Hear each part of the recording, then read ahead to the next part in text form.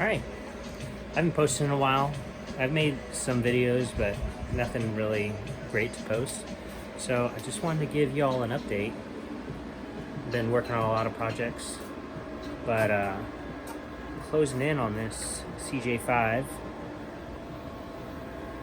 Here it is. Been sanding down on the body, finding the Bondo, banging out dents.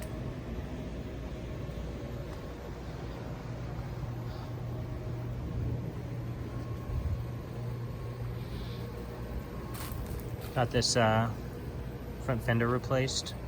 The other one was just too far gone.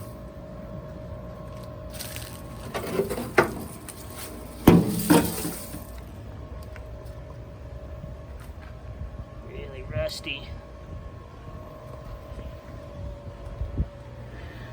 And here's the axle, fully rebuilt. We're gonna throw some brakes on it today. Maybe today it'll roll. We'll see.